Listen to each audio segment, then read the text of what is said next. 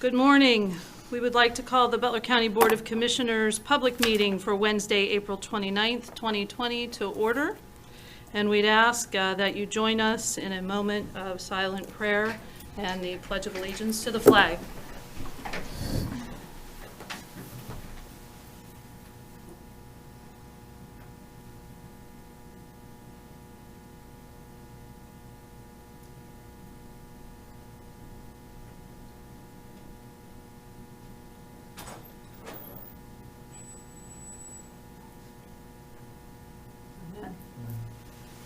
I pledge allegiance to the flag of the United States of America and to the republic for which it stands, one nation, under God, indivisible, with liberty and justice for all.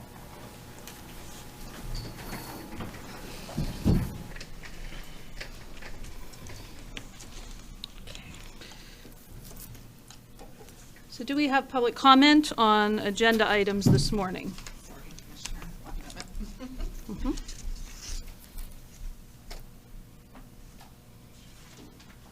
Nobody has signed in for public comment. Meant to. Okay. Signed in, I did not find the right place on it. Go ahead, Bill. And can you tell me which, something on the Well, items, or? It's probably, I could put it under facilities and operations, so that'd be, Well, there's two options, Bill, we can do it, the comment on, go ahead, Will, you want to? I don't know what you want to speak about. Well, I'm gonna deliver some right to know request and ask a question regarding budget. That would be No, okay, after. that'll be afterwards, Okay. general comments. Thank you. Thank you. And there's no phone calls in for agenda either? Okay. Okay, thank you. With that said, we'll ask for approval of the minutes of the April 1st, 2020 public meeting. So moved. Second. Anything further? All in favor signify by saying aye. Aye. Any opposed, no. That motion carries. Okay, are there any proclamations or presentations? No, Ms. Chairman. Thank you. How about no old business? And currently, nothing under Board of Elections? That is correct. Okay, so under new business then. Under emergency services, Mr. White? Commissioners, you have before you a short-term lease that was prepared between the Butler Area School District as the landlord and Butler County Emergency Services as the tenant. It's my understanding the Butler Area School District approved the lease at its most recent meeting, which I believe was last week. As I believe you're already aware, this lease is essentially for the county's Emergency Services Department to utilize what's often referred to as the Broad Street Elementary School, to the extent that there should be a need for the facility for overflow services to be provided in conjunction with the county's healthcare agency, specifically Butler Healthcare, Butler Hospital. The lease is for $1 per month, is essentially through, I believe, July, and then it converts to month at our discretion. We can keep it for as long as we need it. You may never need it, hopefully you won't need it, but if you have it as an overflow facility if available, I'd recommend you approve the lease. Okay, it's for our alternative care site that will be active through as long as it is needed. We have a motion. So moved. Second. Anything further? Just one question. The school district didn't have any changes or any considerations to be made other than what we sent? That's correct. Thank you. All in favor signify by saying aye. Aye. Opposed, no. Motion carries. Next is under facilities and operations, the ratification of purchase order 004 with United Contractors in the amount of $1,403.87. I ask your approval. For motion? So moved. Second. Anything further? Okay. All in favor signify by saying aye. Aye. Any opposed, no. Motion carries. Next, the approval of a contract with Johnson Controls for a 5-year hydrostatic test on fire department connection for the Sunnyview Complex in the amount of $1,995 with authorization for the chairman to sign. Can I ask your approval? So moved. Second. Anything further? This includes the 911, the AAA, and the MDJ office. That is correct. We have a motion and a second. All in favor signify by saying aye. Aye. Any opposed, no. Motion carries. Next, the approval of the contract with Johnson Controls for a 5-year pipe obstruction inspection for the Sunnyview Complex in the amount of $1,290 with authorization for the chair to sign. I ask your approval. So moved. Second. Anything further? Okay, all in favor signify by saying aye. Aye. Opposed, no. That motion carries. Thank you. And lastly is the approval of the 3-year contract with Cornerstone Detention Products. This is Comtech, with the condition of the prison board approval as well, for the amount of, the first year is $11,248, and second year and third year has a 2% increase per year. I ask your approval. Do we have a motion? So moved. Second. Anything further? I'm just double checking Yeah. that increase. This is the one that we discussed earlier in the week, I believe, with the 2%, or there was a, Yes. we 2 or received 3 they information weren't off the sure, prison so 2, board. yeah. Motion and a second. All in favor signify by saying aye. Aye. Any opposed, no. That motion carries. Next, under Human Services, Ms. Ann Brown. Yeah. Good morning. The first item I have under the Area Agency on Aging is requesting approval of a consulting services agreement with Penn Cares for the Managing Bullying and Group Dynamics in Residential Settings training program. The cost of the agreement is $550. This is for a 2-hour webinar and practice session. And the agency will compensate Penn Cares at $15 per registrant who requires social work CEUs and who has requested them through the registration process. The training program will be held on May 6th and 7th. The training is approved by the state regional ADRC coordinator, and there are no county funds. The payment is made with the Title 19 ADRC funding. Ask your approval. So moved. Second. Anything further? All in favor signify by saying aye. Aye. Opposed, no. Motion carries. Next for aging, I'm asking your ratification of the Sharp Shopper doing business as Sharp Shopper Grocery Outlet Agreement to provide food, housing necessity items during COVID-19 pandemic. The agreement is effective April 1st of 2020 through June 30th of 2020. Amount is not to exceed $50,000. And as part of the partnership, Sharp Shopper Incorporated is including a 1% discount on the total monthly invoice submitted to the aging office. There are no county funds involved. Payment will be made from the aging block grant. Ask your approval. So moved. Second. And just by way of commentary, this is to allow aging, who has been delivering probably over, what are we up to, maybe 600 and some meals per week, or per day, to our seniors during this time. This contract will allow them to add additional staple items like milk, bread, and eggs so that it can safely keep our seniors at home, so they don't have to go out if they don't wish to do so, and they can stay safe at home. So that will help provide those extra things and household items that may not otherwise be provided through the frozen meals and/or through very good. other contributions and food distribution. distributions. So, thank you. I know Will was working with Beth on this. Everything was good with. It's has my approval. Okay, thank you. We have a motion and a second. All in favor signify by saying aye. Aye. Any opposed, no. That motion carries.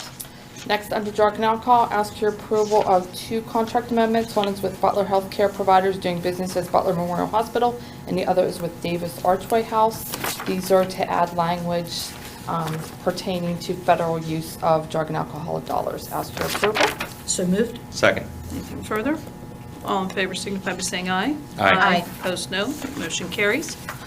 And lastly, ask your approval of contract amendment with Butler County Children, Youth, Juvenile Probation and Mid-Atlantic Youth Services. This is to add secure detention and intensive open specialized treatment to the contract. These are new programs that they added after the original contract was executed. Ask your approval. So moved. Second. Anything further? All in favor signify by saying aye. Aye. Opposed, no. Motion carries. Thank you, Ann. Thank you. Next, under Information Technology, Mr. Jim Vantrini. Morning, Commissioner. Good morning, Good Jim. morning, Jim. I'm seeking approval with Endorse Technology for the recovery point software. for data protection and 6 Dell servers in an amount of $99,428.22 with the authorization for the chairman to sign. This project has been in the works since many places back in October 2019. This solution will give us a comprehensive DR.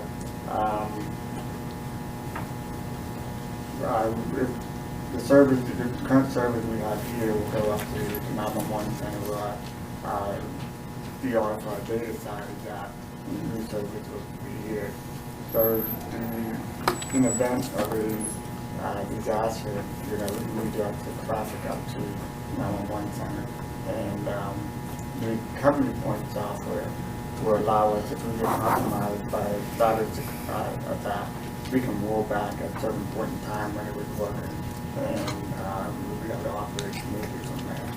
Great. That's great. Wonderful. I'll make the motion. I'll second that. And we will enthusiastically. Yes. We don't want that many cases to happen. Right. Right. Yeah. One of the things that- Well, we see everything being attacked, including our libraries, and where we had to reinvest a lot of money into replacing equipment, so this will keep us from doing that. And I do want to say thank you, Jim, for Yeah. all the hard work you've been doing with all the crazy new electronic systems that we've been adding during this crisis. I know you and your staff have been stellar in stepping up, so thank you. Yeah.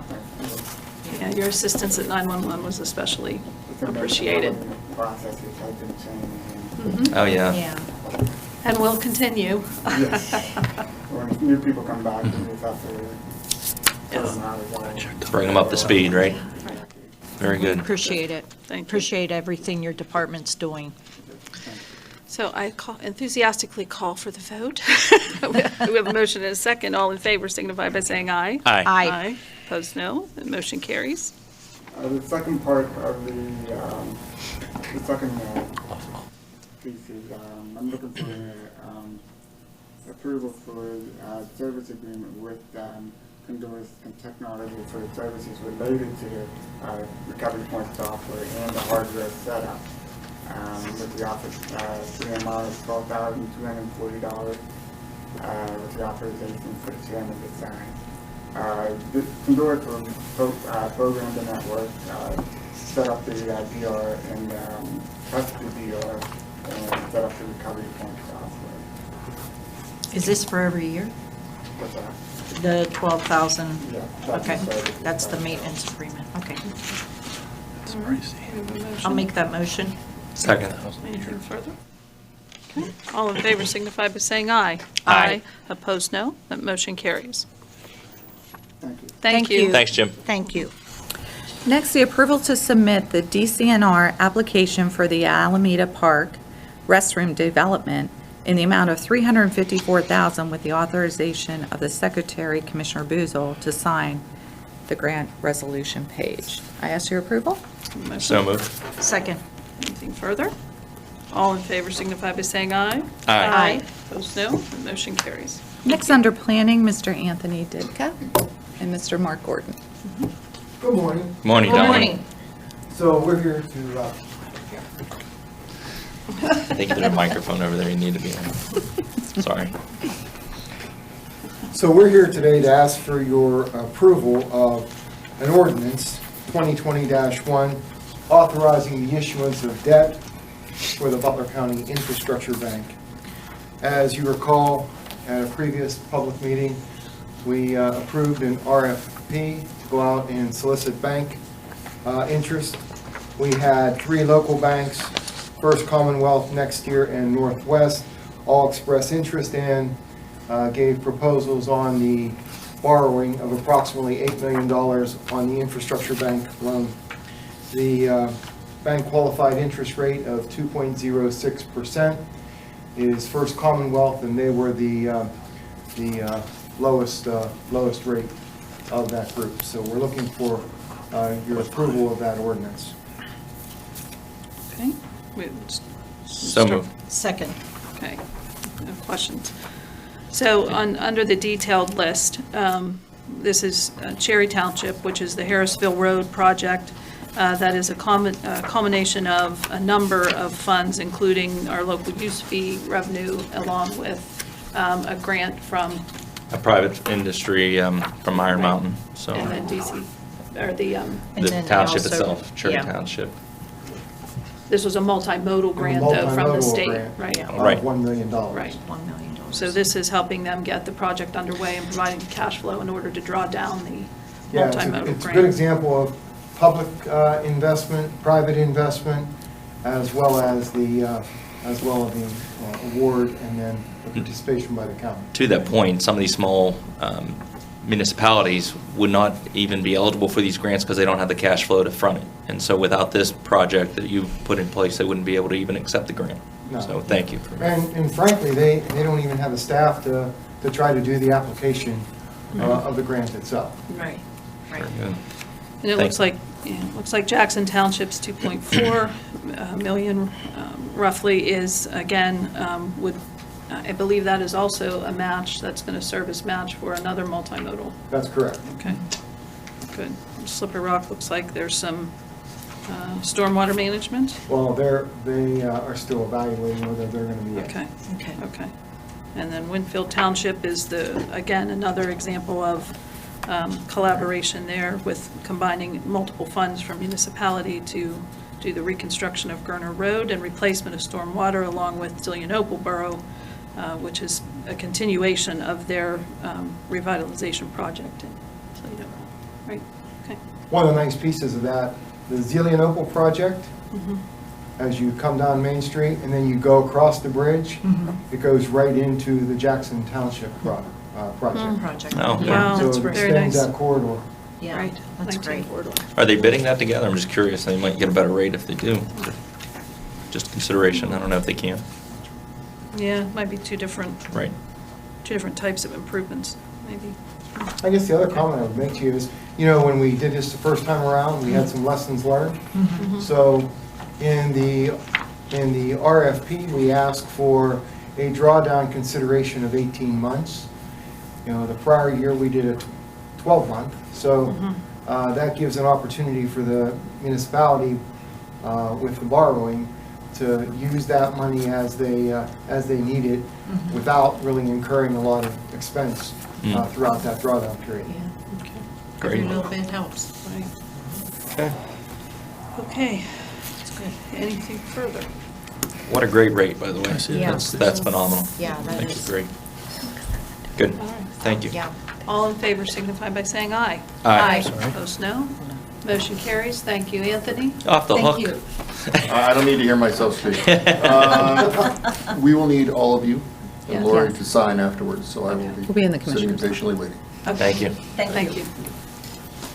Next, the approval of a contract with, Yeah, so the second item on here is the recommendation by the Planning Commission at their April Planning Commission meeting that looking at the municipal code, our current subdivision and land development ordinances are up for their 10-year renewal. The consultant that we had previously been utilizing on a number of initiatives like this unfortunately passed away in the last year. Denny Puco from retired out of DCED has been doing this through DCED for some time. He has his independent consulting firm, and that is a not to exceed expense of $1,000. Okay. I'll make the motion. I'll second that. Okay, and then there's and so this is a recommendation then of the commission? The commission is recommending Denny, okay. All right, any further questions? I do. You mentioned that he worked for DCD. He no longer He does. retired in 2019. So it's not a conflict. Okay, thank you. Okay, we have a motion and a second. All in favor signify by saying aye. Aye. Any opposed, no. That motion carries. Thank you, Mara. Thank you very much. Thank you. next under planning, the approval of the resolution 2020-11 to adopt several of the federally required plans for policies for CDBG and home and ESG. This is due to the updated Citizens Participation Plan, which now includes a disaster relief section for public input. I ask your approval. Motion. So moved. Second. Anything further? Okay.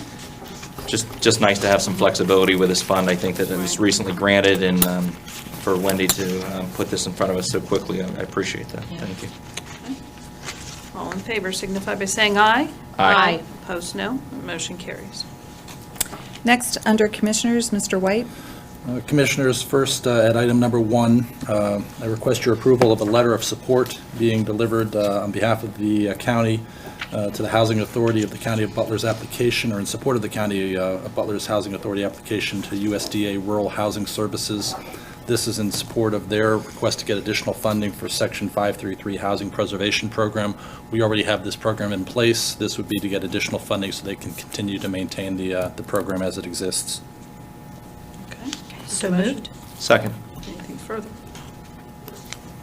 All in favor signify by saying aye. Aye. Opposed, no. That motion carries. Next, Commissioners, at item number 2, you have before you what's been drafted as Resolution number 12 of 2020, that being a resolution whereby it would be resolved that the Board of Commissioners, in accordance with authority granted to it by what's commonly referred to as Senate Bill 841, recently enacted by the Governor as Act 15 of 2020, signed into law on April 20 of 2020, does allow you as a county to extend property taxes and to extend the deadline by which property taxes may be paid at face value, thereby foregoing any penalties, fees, or interest which would otherwise be due for what would typically be referred to as late taxes or taxes paid after the face value date. In this situation, I'd remind you that as you'd met with and discussed this with both local municipalities and also with the tax collectors board, you've determined with my support that the taxes would be paid at face through November 30, 2020. I would also point out the final sentence of the first paragraph wherein you state that your resolution would only be effective for tax period 2020, would be automatically null and void as of December 1, 2020. And last but not least, in the final sentence of the resolution, that this would be delivered to all local municipal taxing bodies for concurrence. That meaning that if they don't adopt a similar resolution, the relief would not be available to the residents of that particular municipality. So moved. Second. Anything further? I just want to say that we had an extensive conversation with municipalities about this. They understood, and there was a reason why not to go clear to the end of the year, but and with that, with the taxing body, the board, and we discussed why it was so important to do this, to give some relief as much as possible to the folks to be able to hold their money at least, and without the 10%, I believe it's a 10% penalty. That's a big forgiveness for that through November. So hopefully this provides that relief that we were looking to do. And we very much appreciated the feedback from the tax collectors so that we could fully understand what the implications would be and how to design this so that it didn't cause great grief in that process, and how they would and cause a lot of challenges for the taxpayers in particular in having to deal with return checks and other things like that. So we really appreciated their feedback in being able to draft such a resolution. So we'd like to thank them for their assistance. Okay, so we have a motion and a second. Anything further? All in favor signify by saying aye. Aye. Opposed, no. Motion carries. I believe we have. Yes, Commissioners. One I add-on. have 2 additional add-ons actually under, so item, what would be J3, an additional item. J3, at this point, Your Honors, apologize, Commissioners. I just became request. judge. That's what I do. That's what I do. Commissioners, We were waiting item, for a funny. item J3, I'd be asking your approval for a letter of support being sent to the Financial Management Division, their director for the U.S. Department of Housing and Urban Development, also known as HUD, in support of Boscov's department store is seeking through DCED an extension of time by which they're to pay their yearly installment on their Section 108 loan. I believe that loan payment would be due August 1. As you're well aware, Boscov's has been closed under the governor's directive, so they're, as is permitted under both federal and state guidelines, they're seeking to have that Section 108 loan payment deferred all you're really doing here is just writing, I've already drafted the letter, I believe you've seen the draft. It's just a letter to HUD supporting Boscov's request. DCED is also doing a companion letter as well. Okay, thank you. And, we unfortunately, we tried to wait for another month so that we could do it at the next public meeting, but they really need, the time is of the essence, I think, for them. I apologize, I should have said that as well for the record. I did speak with Christina Powell from DCED and asked her if this could wait until the next meeting. Her response was yes, but that the deadline is the third week of May. So we'd have been putting them right up against this. So under the circumstances, it's appropriate, since you're not, all you're doing is writing a letter of support here. Right. You're not taking any formal action. You're not pledging anything. Right. It's appropriate that you do this under the emergency declaration. All right. Thank you. Thank you. We have a motion. So moved. Second. Anything further? All in favor signify by saying aye. Aye. Opposed, no. The motion carries. And I have one additional add-on as well, so this would be item J4 for the agenda, for the revised agenda. At this time, I am suggesting that the commissioners consider via resolution, which would be identified as Resolution 2020-13, that you resolve to send a letter to the Office of the Governor, essentially requesting under the COVID-19 situation, pandemic relief, that Butler County be permitted to reopen its county businesses, and that you be given some authority and input into that. A letter has been drafted, and I think it would be appropriate that the letter be read into the record or the minutes at this time. Okay, thank you. The letter that we intend to forward to the governor today reads as follows. Dear Governor Wolf, Butler County respectfully requests the ability to reopen businesses responsibly on May 8th. Butler County has seen only 24 new cases over the last 14 days for a population of 187,853 people. As commissioners, in collaboration with our entire community, our local healthcare system, businesses, school districts, municipalities, and local agencies, we have taken the following steps to ensure the ongoing monitoring and management of COVID-19. Number one, working with our healthcare system. Our emergency management director has had daily calls with Butler Health System leadership and doctors to monitor numbers and cases. We have prepared an alternate care site in cooperation with Butler Area School District located in a vacant school building. Following all PEMA and DOH guidelines, we prepared the site with negative airflow thanks to the support of Robinson fans, and have or are securing equipment to activate that site should we need to. The health system is working closely with one of our largest long-term care providers to ensure they can operationally support the site for surge and/or quarantine efforts. The doctors have been on countless calls with businesses, schools, municipalities, and others to answer questions and assist with guidance on proper protocols and remain available to us at any time for those efforts. Butler County is fortunate to maintain a robust independent health system with multiple outpatient facilities to serve our community. We can do so because of the employers here who provide excellent health care coverage to their employees that support our health system. Emergency management, number two. In addition to providing PPE and coordinating response with the Butler Health System, our Emergency Management Director, Stephen Bicehouse, and team have taken action to keep the 911 center safe for our dispatchers, providing additional cleaning by Bactronics along with daily cleaning and health monitoring for staff. Working with our IT specialists, they reconfigured the center to move staff should there be any exposure in order to ensure continuity of service. Number three, business leadership. We are fortunate to have a county-led growth collaborative that includes the participation of multiple chambers of commerce, the Community Development Corporation, which is the Economic Development Agency, the Housing and Redevelopment Authority, Butler County Community College, Slippery Rock University, and our Workforce Investment Board. Through their collective efforts, they are providing a collaborative communication tool for business to avoid duplication of effort and are conducting training for businesses on safety and adapting to the current environment. Working with labor and industry, we modified WIB operations to better offer assistance to constituents with unemployment challenges. Collaborating with Armstrong and Indiana counties, we submitted a grant application for $350,000 through the Workforce Investment Emergency Fund. Number four, labor collaboration. Butler County is fortunate to have had great collaboration with our unions through this challenging time, and we are grateful for their assistance they have provided, in particular to elections, prison, and 911 staff and leadership. The school district's union collaboration in setting up the alternate care site was remarkable. Number 5, municipal cooperation. Butler County holds bi-weekly virtual meetings with all of our municipalities to share updates from emergency management, Butler Health System, human services, and elections. These calls serve to monitor community issues and concerns and make us instantly ready to deploy any resources should an outbreak or spread occur in any geographic location. Number 6, congregate care settings. The prison. Our prison leadership took action early on in collaboration with the prison healthcare provider, Wexford Health, and Butler Health System to ensure all possible safety measures were in place, including visitation restrictions, monitoring temperatures of staff, providing a negative air cell for quarantine, securing adequate PPE, and having testing available through Butler Health System.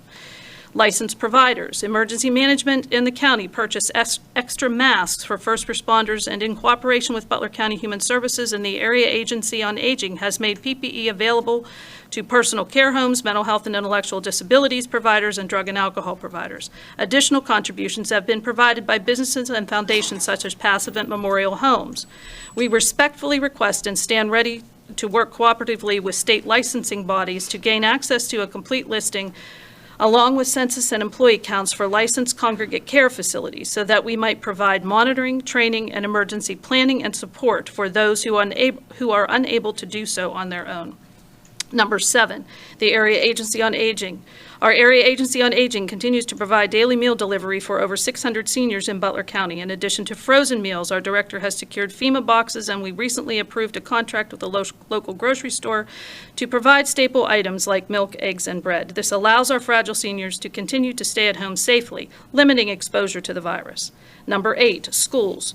Finally, we continue our weekly calls with schools who have collaborated to support each other and to coordinate efforts to provide daily meals to students. They are working collaboratively with our Children and Youth Agency to monitor at-risk families, including many safe home visits. A recent coordinated effort by the Child Advocacy Agency is providing families with games and other activities for students. We provided resources and assistance to rural districts needing internet access for remote learning. Number 9, the courts. Butler County Administrative Judge William Schaefer and staff meet with us daily to coordinate courts' efforts to provide safe access to court services. We have adapted office locations, established a video conferencing room in the lobby to provide safe access for PFAs and other necessary actions, are purchasing and providing more licensing and technology resources for remote visitations and other services for courts, probation, domestic relations, and court-related services. Plexiglass shields are being installed in offices where public transactions must take place, and we are planning for the future safety and security of citizens and staff in our buildings through reconfiguring office locations to limit traffic and exposure and providing space for safe distancing. Butler County enjoys great bipartisan leadership that has allowed us to coordinate all these efforts. We believe that we stand ready to open and ready to work with our regional partners and state agencies to collaborate in ongoing efforts to make sure our county is prepared for any emergency now or in the future. We hope that you see that our county and community has done our part, and now we respectfully ask you to respond to the voices of the community by permitting us to open our county next week and restore economic activity. We look forward to working more directly with you and your team to monitor our success moving forward. Sincerely, signed by all 3 commissioners, Leslie Aoshi, Kimberly D. Geyer, and Kevin E. Boozle, MS. Thank you, Commissioner. Again, Thank you. so what's before the board is essentially Resolution 2020-13, where you would resolve to send a letter to the governor. I ask your approval. So moved. Second. Anything further? All in favor signify by saying aye. Aye. Opposed, no. The motion carries. And I apologize, there is one more. Elections, Yes, yes. there's a fifth. Okay, Found so- one, sorry. There are so many things coming at us so quickly right now, unfortunately, doesn't allow for a lot of, this just Right. came last night, actually. So, yeah, with my apologies, there is now, this would be item J5 on the agenda, so it'd be the 3rd edition. Commissioners, I asked you to approve a service contract with Election Systems and Software LLC, also known as ESS. This is for election support services. We currently utilize ESS for many of the services that we provide, and we do through the Elections Bureau. This would specifically be to get some manpower in here and some assistance in prepping for the election. The contract, the agreement is for $34,850. I would point out that we would anticipate that that full amount would be recovered through either the CARES grant or the COVID-19 grant, as we've already been notified that we will be receiving. We are eligible for significantly more than that amount through both those grants. Okay. Give a So motion. moved. Second. Anything further? I'm just happy that, and grateful that ES&S has been willing to step up and come to the plate to help us deliver on a fair and accurate election for June 2nd, and we look forward to being able to do that and to having our citizens being able to go out and vote as they choose, or to vote by mail-in ballot as they so choose. So we appreciate the support that ES&S is providing us through this time. So we have a motion and a second. All in favor signify by saying aye. Aye. Any opposed, no. The motion carries. And just in follow-up to that, there have been many of our polling places that we're calling to ensure that we have poll sites along with the poll workers and judges of elections, and I think we are grateful to all who are stepping up to do that. And we continue to recruit additional poll workers to replace those who may be at risk or fragile or that are unable to serve during this particular time. So anyone that might be out there and willing to serve as a poll worker, we had asked that you contact our Elections Bureau. And do we also, I'm sorry, this wasn't the one I was thinking of, just to make sure. Late last night, we did receive the notification and the letters to be signed for the grant for elections. Is that something that we'll need to take action on here, or will we be authorized to go ahead and submit the letters? You are authorized to that, and you are correct. We just received that within the last 24 hours. I'll be honest, I've only looked over the one. There's 3, I believe, technically. There's a notice letter, and then we have to sign 2 letters in response. Right. So I think 3 documents. I've only read the notice letter. I haven't not yet reviewed the 2 that you're being asked to sign. Okay. My understanding is all you're doing at this point is you're acknowledging that you're eligible for the grants. Right. You're acknowledging the amount of the potential grant, Right. and you're sending in a letter saying that you wish to avail yourself will of the avail grant ourselves of the and that grant. you'll comply with the terms of the grant. You can, I don't believe that takes formal notice at this point. Okay. We can recognize it. at the You Well, can next certainly meeting. do it at the I just next wanted to meeting. make sure we brought it up and made it known that that would be something that would be. With all due respect, I don't Yes, think you thank can act on it just yet. Okay, thank you. Thank Wanted you. to make sure. Given the interest of time. Okay, Commissioners, I ask your approval of the budgetary transfers, ratification of personnel transactions, travel requests, requisitions, and check register. do you have a motion? So moved? Second. Anything further? All in favor signify by saying aye. Aye. Opposed, no. Motion carries. Okay, we'll suspend minutes, conference time with media. Regarding the letter to Governor Wolf, what level of reopening is the county looking for? All businesses, phase ends of opening, and what level of reopening businesses are you looking for? Well, I think the governor has said he would do a phased reopening, and you'd have to move through it in stages. So I suppose we would be seeking the yellow stage, although I think we probably have varying opinions about our level of readiness. So at this point, we would request the business reopening with all the safety measures in place. Go ahead. We've actually had a lot of conversations, both with the governor's office, with the Western Regional Director and her counterpart there, along with the County Commissioners Association Executive Director. We've requested on behalf of the Southwest region that we would communicate our intent to open not only with the state, but also with our region. We want to be cooperative partners in our region, along with our northern region, which we border both, luckily enough.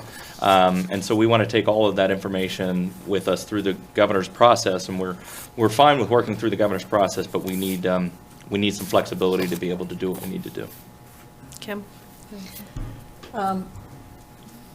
When we spoke the other day to the governor's officials, we did request that we be evaluated based on our own merits, which are outlined in the letter that we plan to send. Yeah.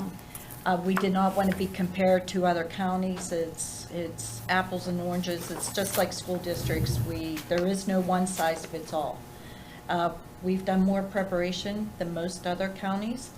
And so we want to be evaluated based on the preparation and the best practices that we've put in place here in Butler County, in contrast to the neighboring counties. What has been the communication from Butler Health System officials to you guys? Are they supportive of this idea? So yes, I think it could safely say that they are. They have that daily communication with emergency management. They have been on regular calls with us as commissioners on, being able to make sure that we can support the alternative care, site, as well as any other needs that the hospital might have. Clearly, they have indicated that their census is way down, and I think you've reported on all of those things through this process. They have sufficient supplies and equipment to handle anything that may happen or may come their way, and they're looking to begin to resume and requesting, like other hospitals, to resume elective procedures, because obviously financially and economically, they're like any other business. While they're a healthcare provider, they're a business that has to continue operations and be able to sustain. So we will continue to have the daily meetings and monitoring, and so that the fact that we have the communication quickly with municipalities and business, thanks to Mark, along with the hospital, we're able to bring everyone together at any given point in time to address any outbreaks that may occur anywhere. Also, tying in human services and aging and being able to address any, in particular, I think the focus is on these congregate care settings. And I think that's where we have to make sure that we're prepared. But that is also going to require cooperation from state licensing agencies, because we need an accurate count and list of those congregate care licensed providers, whether it's drug and alcohol, whether it's aging, long-term care, personal care, all of those types of facilities, in order to make sure that we have made every offer and effort to provide whatever PPE is needed in their place, and training. Larger facilities can provide training for their own people and planning, but some of these smaller facilities are not able to necessarily, they don't have the resources to provide the training and or the emergency planning necessary to deal with perhaps a quarantine situation that they might need to administer. So those are, we're requesting in here also to work with them on that issue, because that is one of the areas they have outlined as an area of concern. So fine, we're happy to work with you, but you've got to give us some information that we can use and work with. Do you have concerns of consumer confidence? So you open businesses up and people are still staying inside. What's your message to business owners? What have you relayed to them? We anticipate that, actually. It's not going to be a light switch coming on. Yeah. It's going to be a constant flow of new people getting more comfortable with the new way of doing business, I believe. But we are sensitive to the fact that there are employers and employees that are at the door waiting to open.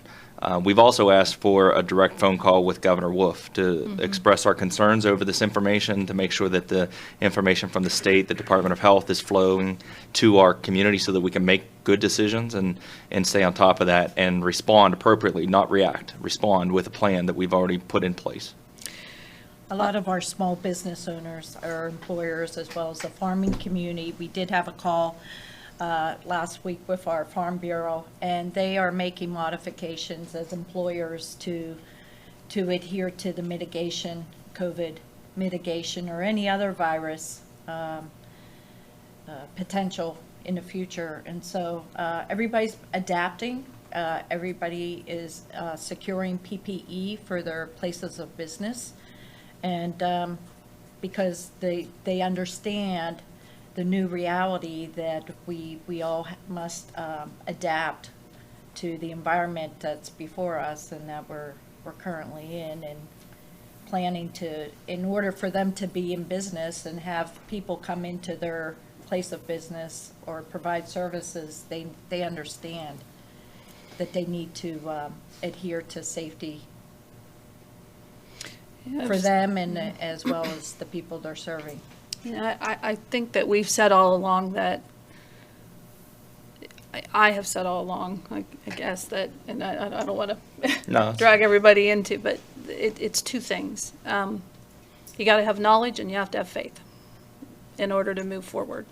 And, knowledge means that, I can educate myself enough to be protective, to continue to follow CDC guidelines, to use to wash hands, use masks when we feel necessary, and to be able to operate business in a manner that is respectful of all of those things. So if you have knowledge, you can provide yourself and take care of your family, and and provide a safe environment, and your customers. The other side of that then, of course, is the faith, because you got to have a little bit of faith to be able to know that we have somebody else who is looking out for us. And that's just, the way I look at this. If you have both of those things, we move forward. If you have one or the other, you might be okay. If you don't have either, you're probably sitting at home. One of the strengths of Butler County is not just the resiliency of the people that live and work here, but also the fact that we have established partnerships with our schools, our municipalities, our EMS, our hospital, all entities across the board, municipalities. And we have those established partnerships. We're going to continue. These standing calls are going to be ongoing because the partnerships are already established.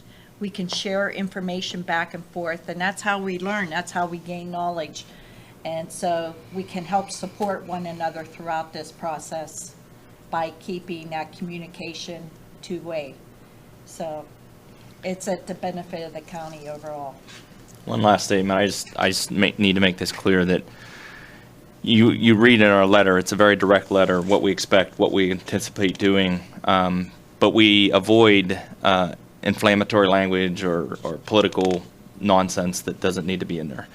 We really stay on the issue, and that's how we'll get through this. I think that if we turn it into a political battle, it'll go on worse than the illness itself. So I think that I'm very proud of this board for being able to put that away and get through this with all of our elected officials that we work with. We work across lines all the time, from the state to the federal government and to our local officials and our municipalities. And for that, I'm very proud of our ability to keep that. And as Commissioner Geyer had said, those relationships are extremely important. We've worked on those relationships for the last 4.5 years to ensure, and so have the staff of the county and their relationships. We've relied on them. We absolutely lean on everyone's help. And so I want to say thank you to all of the folks that are involved in that.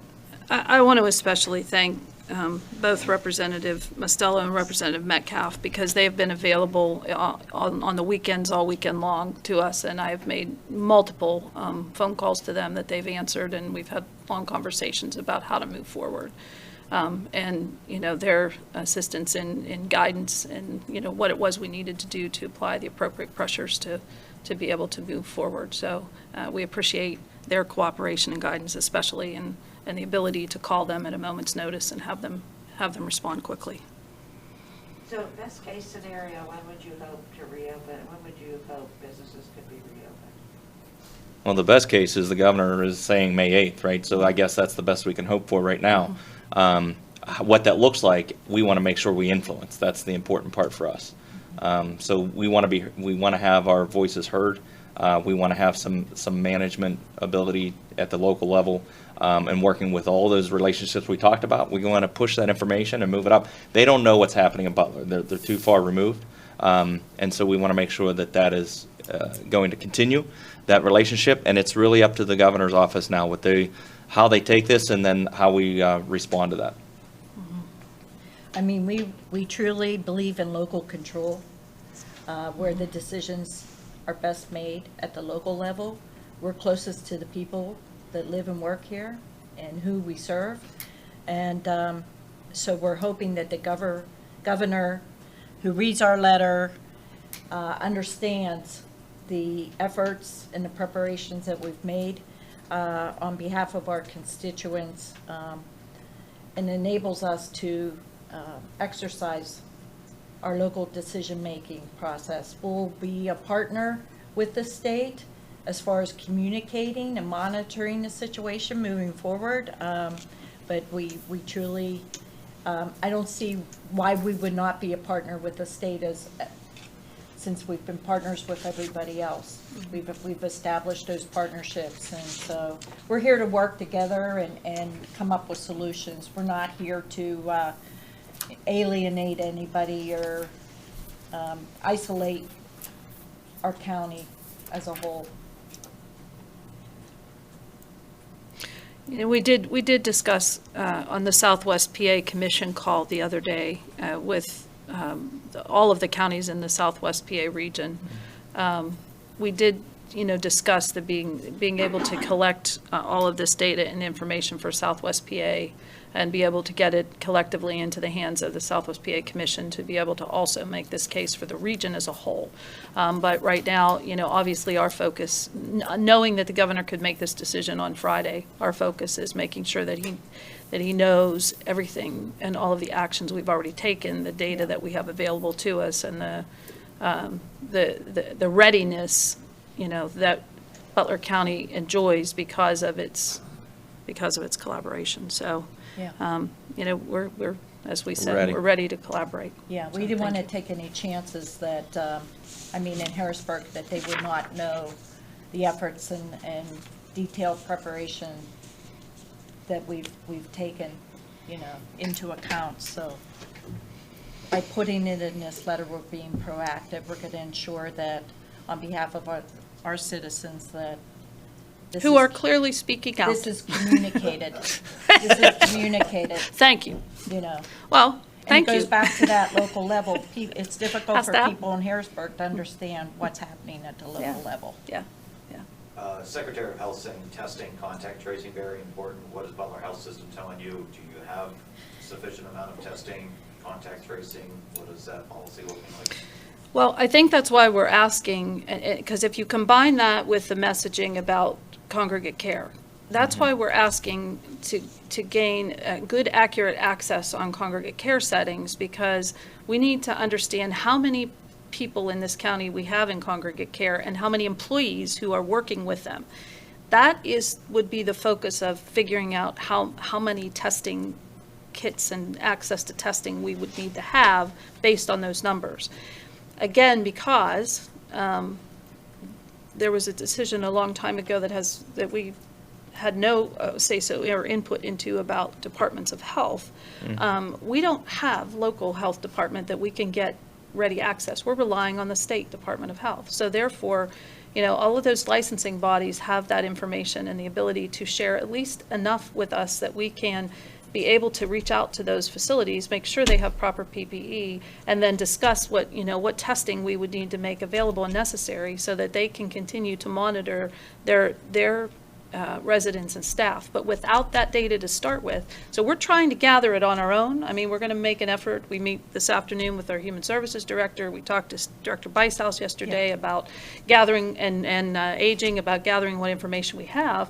But obviously, that comes through those licensing bodies. It's primarily accurate information. So we need the state's cooperation to be able to self-monitor that.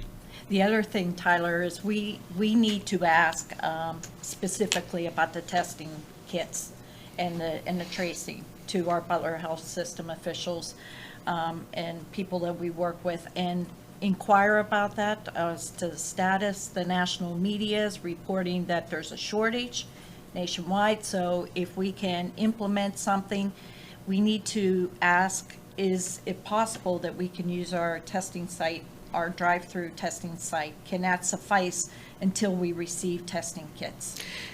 Because we do have a site available, and there's a site available in the southern part of the county, you know, nearby in Wexford. We need to talk about So safe we testing. need to see if we can have a stopgap.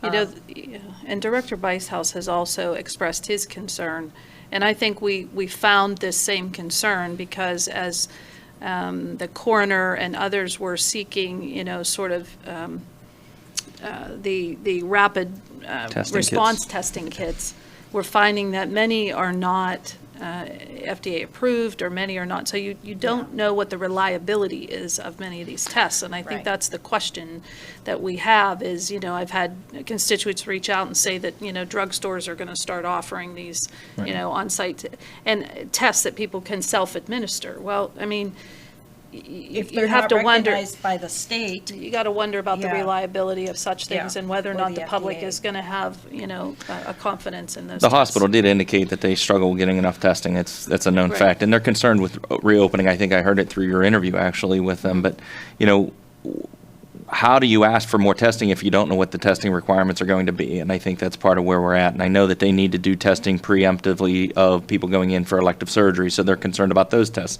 So taking all of that into account, that is part of opening. And we want to make sure that we have that testing kit available. As Commissioner Oshie said, we don't have the DOH in our backyard, and so we need to open up those lines of communications. They can be better. I can tell you now that they have not been real open with their data, and that's been a struggle for us, but we're working on that communication as well.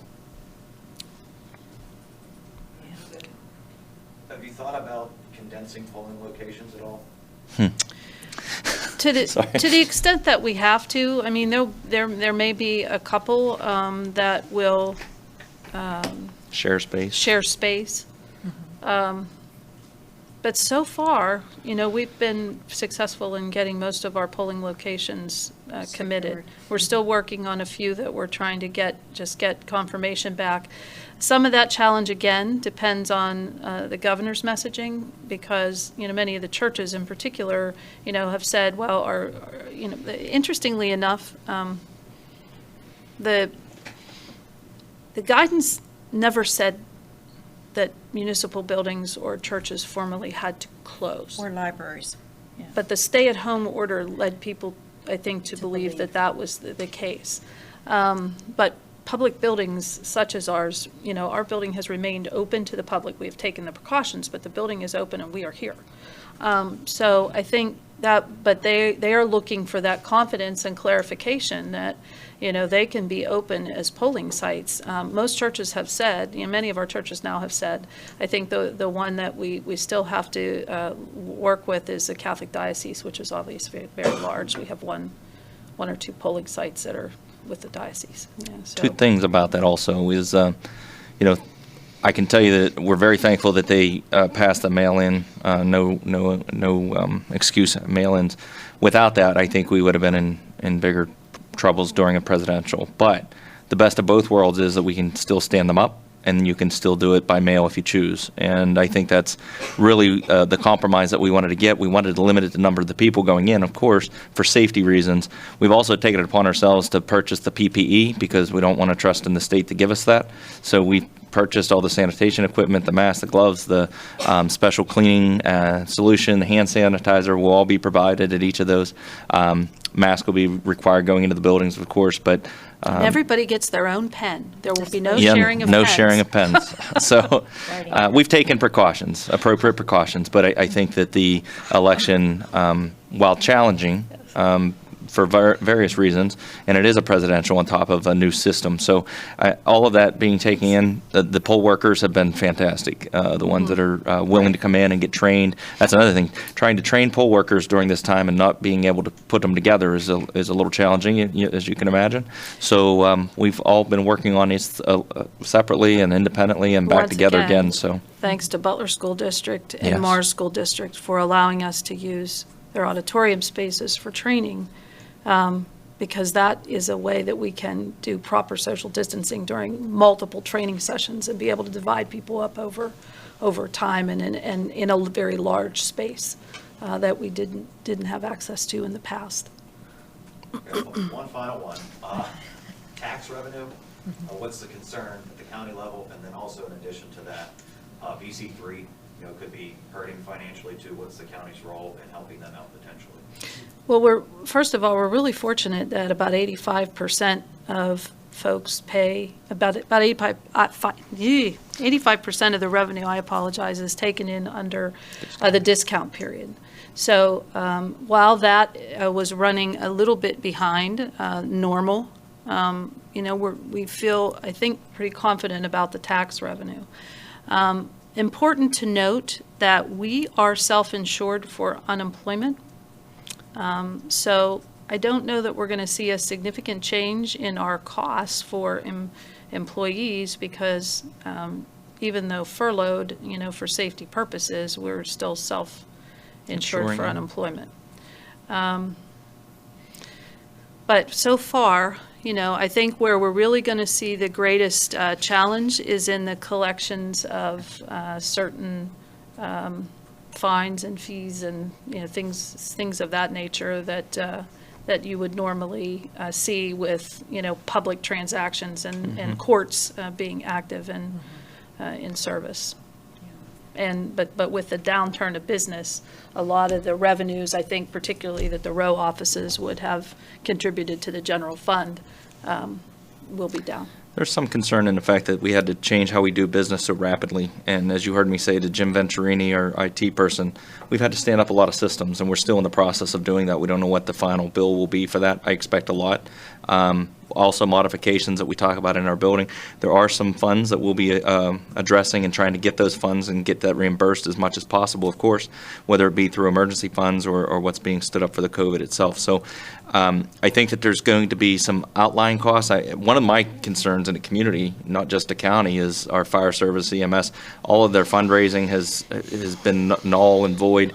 Several have called me and said, we're really concerned about making bills this year. So I think that we have to bring that message back up to the state and say, look, it's not just about our county, it's our municipalities are concerned about plowing snow at the end of the year. Will I have enough money? It's about those emergency services being able to provide service. So, I'm proud of the fact that we've been able to reach down into our local municipalities and be able to be the voice to take it north as well. So, but definitely concerns of financial moving forward. And I think it's something that it's going to be ongoing. We're looking at it every day. We still don't know what all the implications are going to be. It's still early on in this process, so to speak. But another concern with the fire departments is also with our nonprofit agencies that exist throughout the county. We have a lot of partnerships, our human services for housing, food, shelter, and different human service assistance programs. People that are unemployed, everything, the economy is shut down locally. They're more, there's more hesitation in donating charitable giving. So it's a cyclic thing. So it's something that we're going to have to watch in all aspects and see how it implicates the county overall. You're good now? All good? Thank you. Good. Paula? Yeah. Okay, all right.